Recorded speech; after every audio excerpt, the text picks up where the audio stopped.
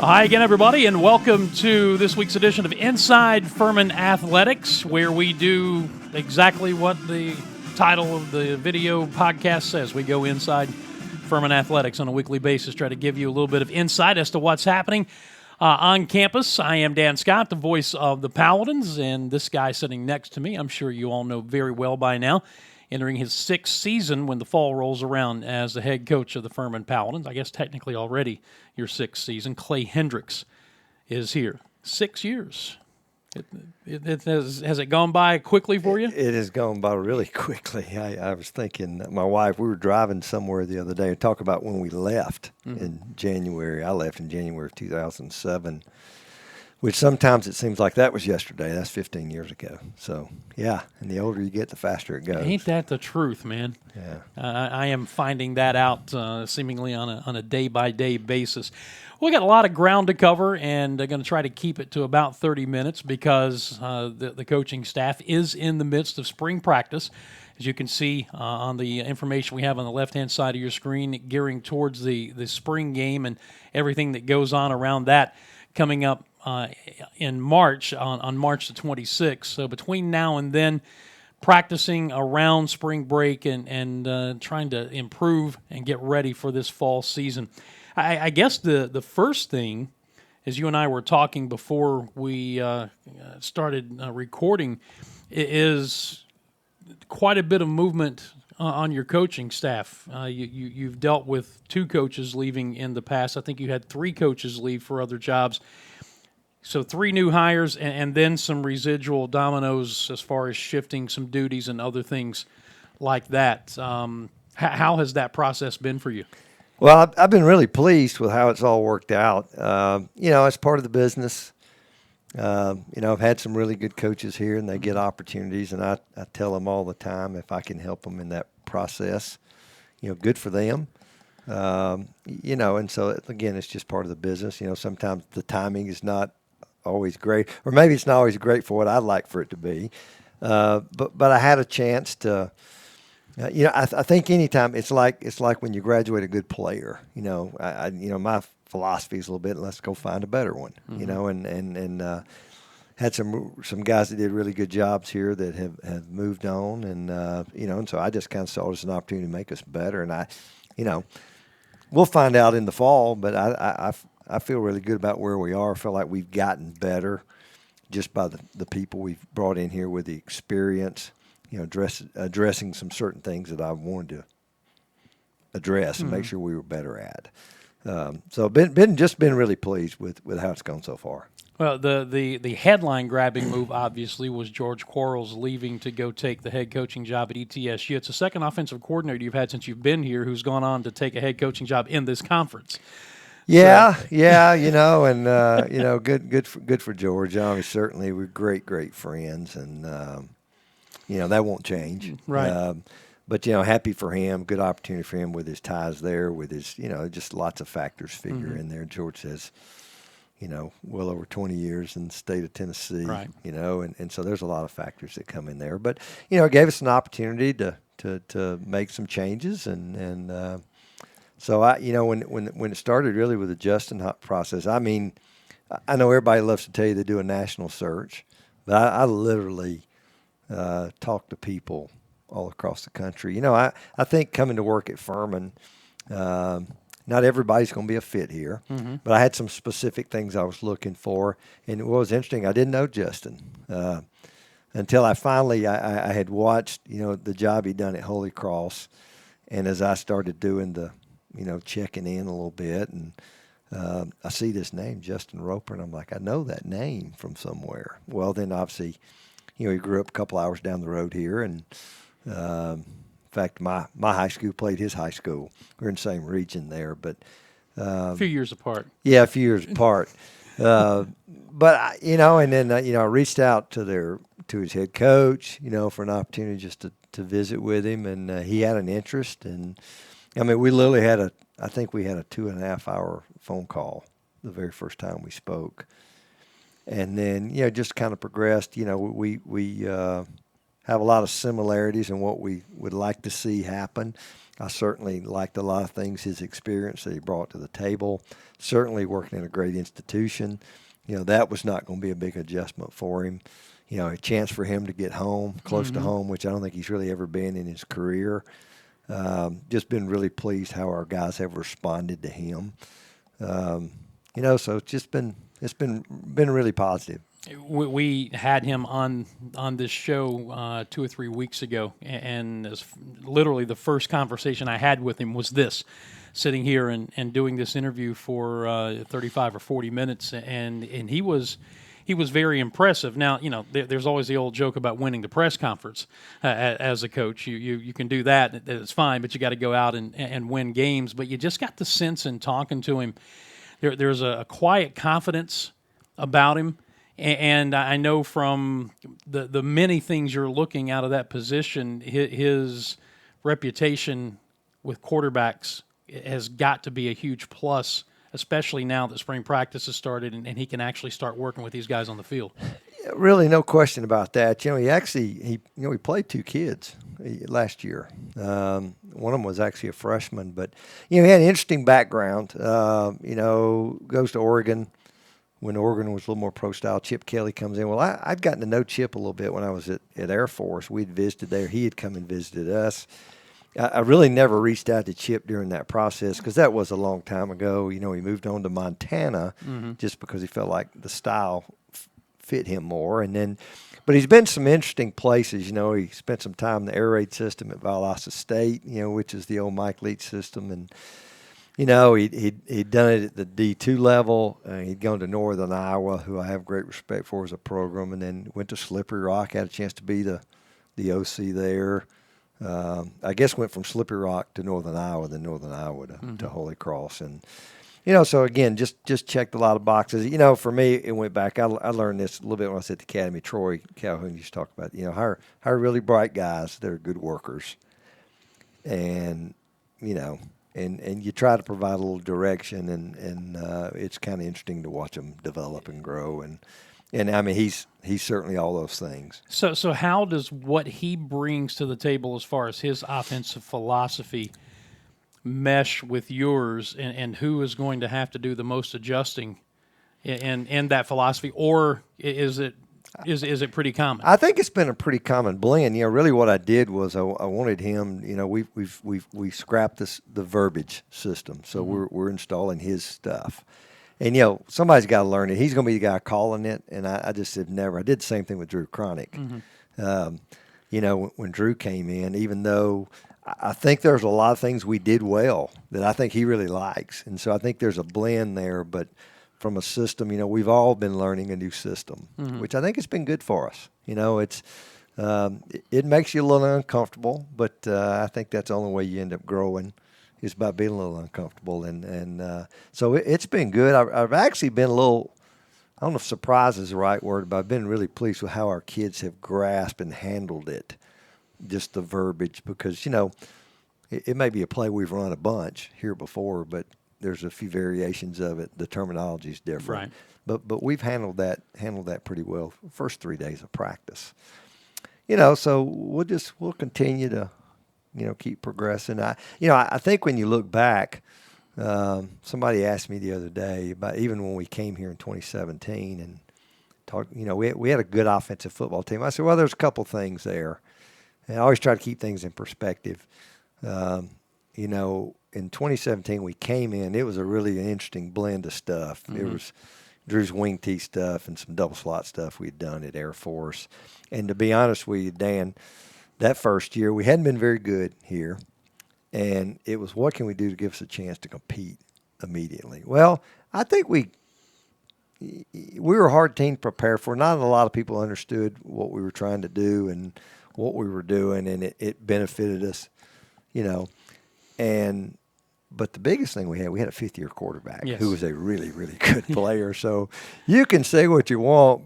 It's still, there's a reason why that position in this sport is, I don't think there's another position like it anywhere. And, I mean, if you watch those NFL playoff games down the little stretch there, I mean, how evident right. is at that position. So, so we came in, we had a fifth-year guy. George took over the second year. We didn't even have another quarterback on the roster. Had Harris Roberts, who was going to be a fifth-year guy, never played. And if you remember, we had him and 3 freshmen. And if you remember, he had the little freak injury, breaks his thumb in August. So we still didn't know what he could do. And, and I think George at the time, we were trying to keep doing some stuff that we'd been doing. And, we finally got Harris well, and he played really well down the stretch. And then, the next year we're back with the freshmen that we had redshirted. They were really inconsistent. We were better. And then, obviously went through the last 2 seasons in the 1 year. And so it's just really been an interesting deal. Now, that being said, been really pleased. Jace Wilson, really pleased. We're watching his development. He's grown up a bunch even since the fall. I think Jace would probably be the first one to tell you that he wasn't ready for that. We didn't have an option. But I've just been really pleased with his development. He's got a long ways to go. Right. But I think he and Justin have been that's been a good mix so far. You struggled a bit with that decision to pull the red shirt off of him in the middle of last year, didn't you? Well, we a little bit, but at the end of the day, you felt like it was just the best thing. We needed a change, and we needed a boost. Right. Hamp had played well in some games, but we just felt like we needed maybe his mobility. He'd done a lot of good things at practice. About the time we got him in there, Devin gets hurt. Right. And we lose him, and then it took us a little time to get really Dom going, and that group. And so, I think our roster's in pretty good spot. We were sitting here Saturday. Carson Jones, kid we signed from Maryville, was here. Really excited about getting him here. We will have another guy here in the summer. Can't go in too much till we get it all finalized, but so I think we'll have three guys, and then a couple guys here are doing a good job too. Yeah. So certainly a much better situation we've had in a couple of seasons. I guess it's just been a year, but in a couple of seasons. Well, it's the first time in 3 seasons that you can say that you've got an incumbent quarterback coming back. Going into camp as the starter, right? Yeah, really. That you feel like you kind of at least it's his job to lose. No doubt, you know who the guy is going into, particularly the off season. Right. And again, we need to continue to. He's got a long ways to go, as a lot of our guys do. But we've pretty experienced group, really experienced group up front. Easily, I think our best group up front. Have a little bit of depth. Some of it's young.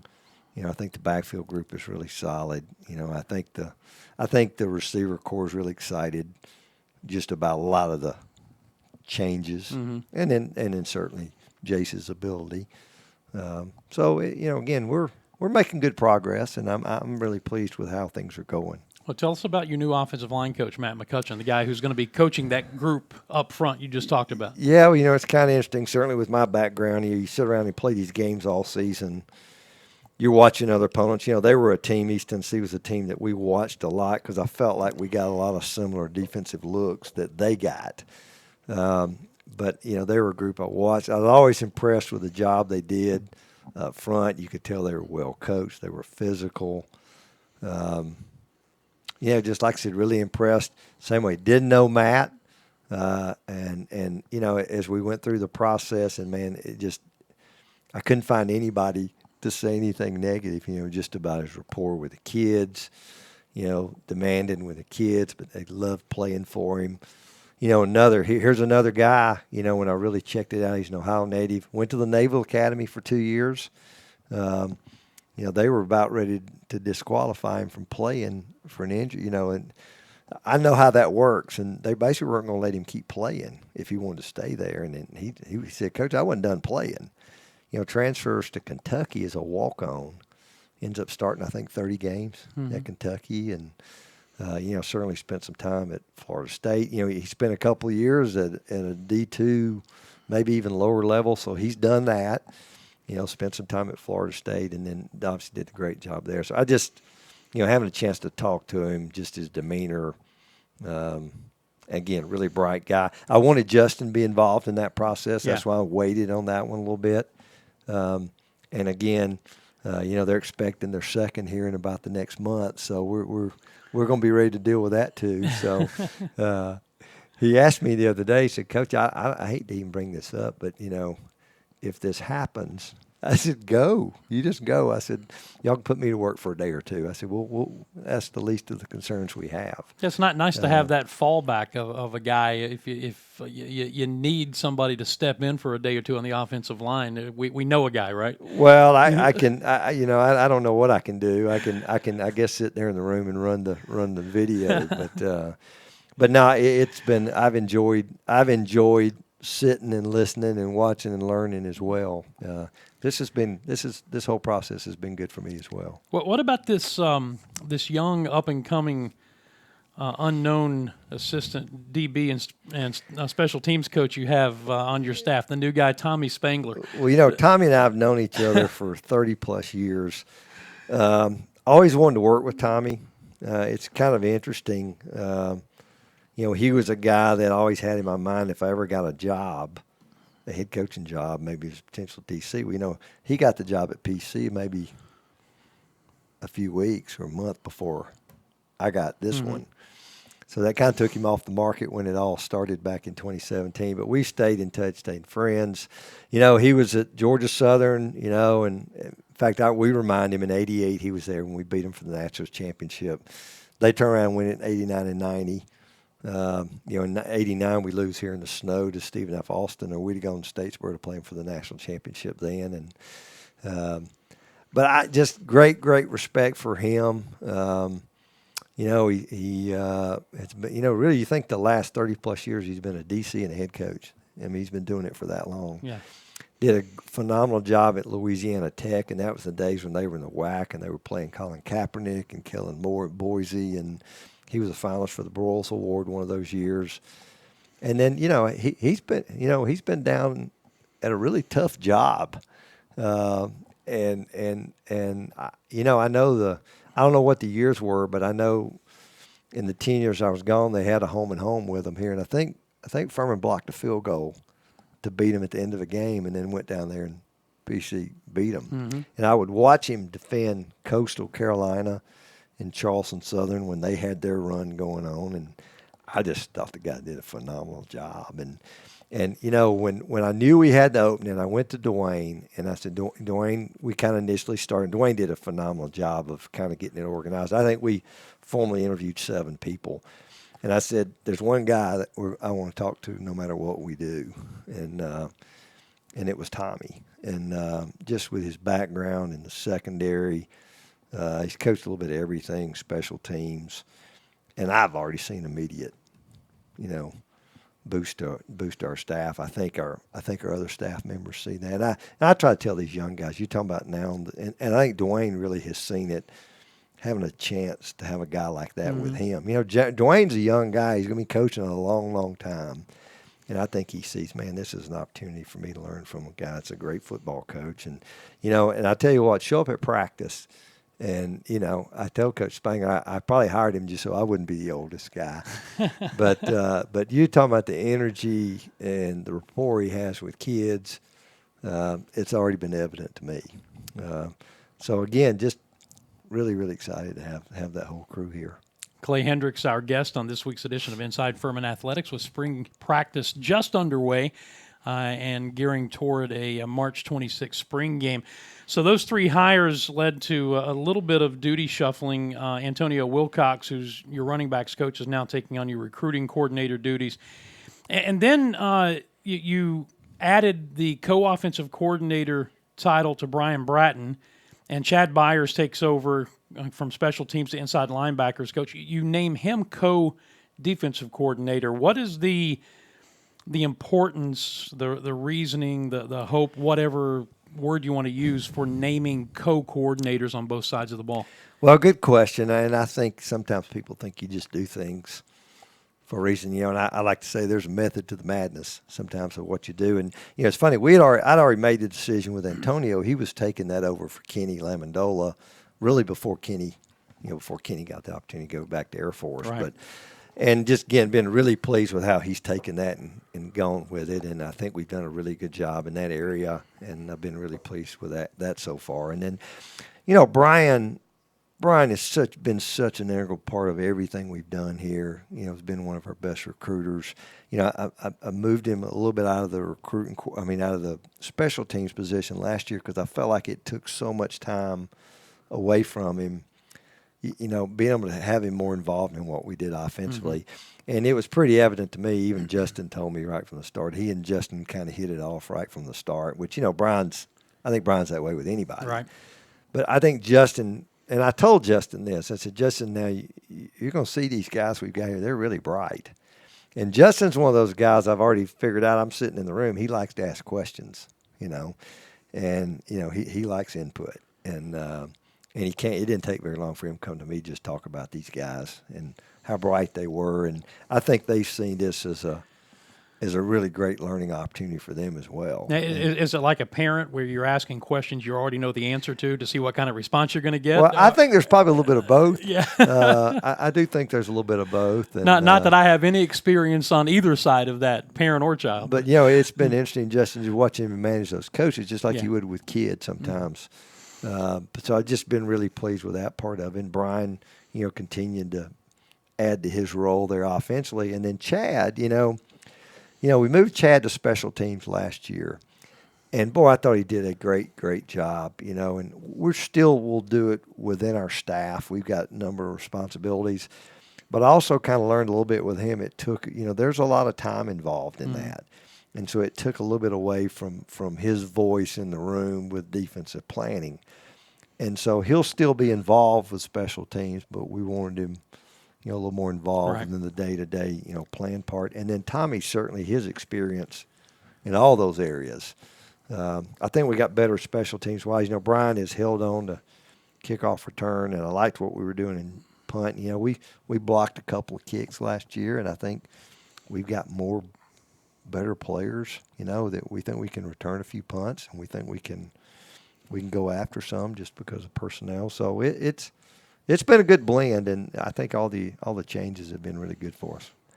So all of this goes into getting this team and this program ready for the fall, and that's what spring practice is about right now. So what are your areas or your points of emphasis with this unit as three or four practices in right now? We're three practices in. Well, what are your areas of emphasis with this team for this spring? I think, we made a couple of points there starting out. Defensively, it was pass rush.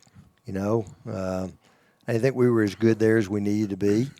Some of that can be scheme, and some of it's personnel and recruiting and those kind of things. But it was, really pass rush and third down defense. And it's funny. It seemed like we were better on third and short. Sometimes we were third and long. And if you've watched a little bit of a trend in our league, there are a couple of grinded teams that are now throwing it around a bunch. And so we're having to transition with that a little bit. A little bit of that was the thought with Tommy coming in as well, getting another guy back there to help us in that regard with the experience he had. But I think defensively, that's where it starts. And then I just think offensively, we've got to be better in the passing game. I think probably strength up there, the group of running backs, I think is a pretty talented group. I think we're got the best group we've had up front, since we've been here, and hopefully continue to develop them, but just getting better in the pass game. And it starts with the quarterback position. And, it starts with having a guy that can do those things and can make throws, can make plays with his feet.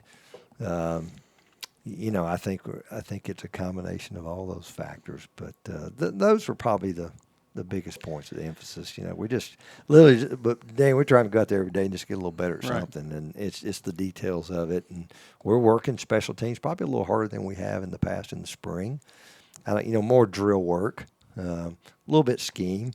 I don't know how much carryover there is, from spring to that, but like I said, Tommy's jumped in there and got them going. Yeah, you've got to develop a kicker. We do, and so we've got 4 guys out there kicking, and we'll have probably another guy or 2 coming in. Ron Levy, who has been kind of waiting for the chance to be the punter, who we feel really good about. Probably is the leading candidate there. Got a snapper, holder back. But yeah, and then just trying to have competition. Competition's the thing you got going for you. And I think we've got really good competition at a bunch of spots. I think we have, there's nowhere that I just feel like we're blatantly thin. Obviously the quarterback, you wish those guys were here right now. But we'll have them here starting in summer. Not that Dwayne Vaughn needs me to defend him in any way, shape, or form because he's done such a marvelous job for you, but you talked about the third down situation last year, and I know that's a point of emphasis and needs to be, but there were also some factors going in there that, Dwayne would talk to me about privately. He was not one to make excuses, but people say, well, why don't you play more man? Why don't you do this? Why don't you do that? The injuries that you had in the secondary kind of prohibited you from doing some things that maybe you would have done differently if you have Callie Chiswick, if Ivan Yates doesn't get hurt, if you've got a full complement of what you would call your frontline guys back there, that changes what you can do scheme-wise, personnel-wise. It was a little bit handicapped as the season went on. Well, no question. You think you owe me, Dwayne. Well, you think about it. Callie didn't play at all. Right. Ivan was playing well. Had the hand injury, and basically they just told us if we don't fix this now, he's going to lose. It's just something we had to do. Right. So we got his 4 games in. We were able to redshirt him, but we lost him. Don Morris was another freshman that was here. He missed, I think, 3 weeks with a hand injury in maybe August, early September. And then I guess probably the only guys, Travis and Micah. So, we've got 5 corners that have started. Mm-hmm. And really, they've all played pretty well. I think we played the entire second half at Sanford, with 2 freshman corners. All those guys are out there. That's one of the things I asked Tommy. I just know he'd been around those guys. Well, he's been obviously around a lot of really good DBs over the years. He really likes that group too. Just as a guy that hadn't been around them. Creco's done a really good job with them. And Hugh Ryan, I thought, had a really, really good year. I'm really it'd be fun to kind of watch him continue to develop Cam Brinson. So we got a little more depth back there than we've had. And Travis decided to come back. And Travis did, Travis has been a really solid player for us for a long time, and leadership's been really good out there. And so no, it'll be, it'll be even as we go throughout this spring. Just watching competitively a little bit. That is something we had on the board for tomorrow. Mm-hmm. Tomorrow's probably the first time we'll truly tackle some, and a couple of those tackling sessions. Well, first thing we're doing is a little third down competition, So I say defensively, offensively, I didn't think we were as good third and short stuff as we need to be, and so that's an emphasis for us there as well. Nothing's ever as simple as it seems from the outside, but you can look back on this just completed fall season, and you can play the what-if game. If you make one more play here, if you make 2 more plays there, the season record looks remarkably different, and just about all of those plays were in the passing game, weren't they? Yeah, they really were. Believe me, we go back through the season, look at deficiencies, and felt like certainly, the East Tennessee game it felt like I thought we did, made a couple crucial mistakes that really probably cost us that football game. Western Carolina. Game certainly felt like we had every opportunity to win. There were a couple of games we didn't. I think early in the year, Mercer, we turned it over a bunch. Mm-hmm. I think we had maybe 3 inside the 20 in the first half and had a touchdown called back. But we just the only way I know to get better at those, you got to go keep putting your players in those positions to practice. Certainly the maturity part of it and playing with an older football team. I feel like we have an older football team, even though I still think we only have maybe 10 seniors, something like that. Ryan Miller is the only true super senior, truly a guy that's going to be playing a 5th season. Mm-hmm. Everybody else was redshirted, So in the craziness that is college football right now, he's the only guy that truly we're getting back to play an extra season. But you're right. We're not that far from where we need to be. And I think we've recruited well. And again, I think I'm certainly excited about some of these changes we've had on both sides of the ball that I think are going to help us. Our kids have been phenomenal. I can't say enough about how they've worked December, January, February in the job Andre Bernardi does. So we're in a good spot, but we just got to, control what we can control. Right now it's just spring practice. And, this is we're the one sport that is so limited in the off season. We get 15 times we can go out there with our players. You can go out there and you can run them around, but you can't do skill work, and every other sport can year round.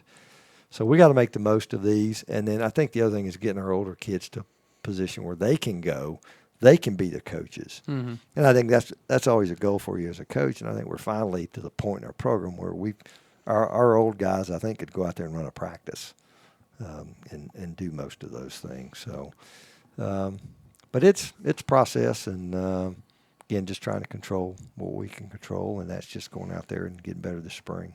As we wrap it up, what has it been like? How good has it been to go through what you would call a quote unquote normal off season? Because a year ago we were playing games at this time, and I got to give credit to you and your staff and your players from playing what turned out to be 7 games in the spring and then turning around and playing a full fall schedule. Never heard anybody complain, never heard anybody say anything negative about it. I think it was the final week of the season that you finally said in one of our radio pregame interviews that everybody was tired, that it had been a long stretch. Up until then, nothing but positivity about it. How has it been going through a quote-unquote normal off-season? It's been nice. I mean, we haven't – I was just trying to remember when we've been able to do that. We did some early morning runs. And we did 6 of them, and sitting there thinking we just hadn't had many guys that had been through that. Right. Football is such a year-round demanding. We always say about embracing the grind, and you want guys that enjoy that part of it. But it has been nice. We started the winter, the January in mask in the weight room still, a little bit in the locker room. We've gotten out of that. But it has been nice to be able to, recruit and have kids here. We've already had kids coming through, as we're moving on to this next season, having a little bit normalcy, some normalcy with spring. We didn't have a spring practice a year ago. We were playing, this time a year ago. So that has been nice, and then truly having a true off season. We're actually. There'll be some times where we got spring break coming up in a couple of weeks, and then we'll have a chance to go spring recruiting, which we haven't done in a couple of years. So I'm looking forward to that. I think it finally hit me. I don't know, about mid-December, where it felt like it finally caught up with you. The 2 seasons, and that was about the time I'd start hiring coaches. So I thought it was going to be a little slower late December than it was, but there was plenty of things to do. Always something to keep you hopping, right? Always something. Well, listen, in the midst of what you and your staff are doing on a daily basis, as spring practice has gotten underway, I appreciate you taking some time and it's kind of catching our fans up. As we wrap it up, what will they expect on March the 26th when we get to the purple and white game? Has that format been laid out yet? It really hadn't. I just need to get and see where we are health-wise. If we were going tomorrow, oh yeah, we're really pretty healthy. If nothing else, we'll have would we like to do some 11-11 scrimmage? Yeah, we will. And I think we'll do something regardless, but I think we'll just have to wait and see where we are health-wise. That will be, sometimes we've done that a little bit more middle of the spring, but that's going to be right near the end of when we're finishing. So just need to see where we are, before we totally come up with a format. It'll be a great recruiting time for us, and hopefully a little more like a game day type atmosphere we had in the fall. I think they're going to try to do some things around here, and so excited about that, and a chance to show place, our school, and certainly the things that have been done around here, and looking forward to that time. Sounds good. Thank you. It's good to catch up with you as always.